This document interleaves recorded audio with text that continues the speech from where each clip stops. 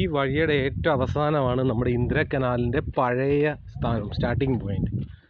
അതായത് ഈ അരികെ ബാർജിൻ്റെ ലെഫ്റ്റ് സൈഡാണ് ഇപ്പോൾ ഇത് നമ്മളിപ്പോൾ മൂവ് ചെയ്യുന്നത്.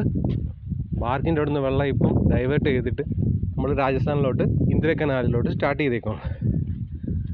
നല്ല വ്യൂ ആണ്. പക്ഷെ ഒരു 3 കിലോമീറ്റർ ഈ റോഡിൽ കൂടി നമുക്ക് നടക്കണം. നേരത്തെ റോഡിൽ കൂടി വണ്ടികളൊക്കെ പോകുമായിരുന്നു. പക്ഷേ ഈ വണ്ടിയൊക്കെ പല പല സൗണ്ട് കാരണം പിന്നെ ബേഡ്സിനൊക്കെ ഭയങ്കര ഡിസ്റ്റർബൻസ് ആണെന്ന് പറഞ്ഞാൽ അവർ എല്ലാം ഇപ്പോൾ റദ്ദാക്കി. പക്ഷെ നല്ല കൂളസ്റ്റ് ഒരു അറ്റ്മോസ്ഫിയറാണ് ഇവിടെ. നമുക്ക് കാണാം 2 സ്ഥലങ്ങളിലും മരങ്ങളാണ് ഫുള്ള്.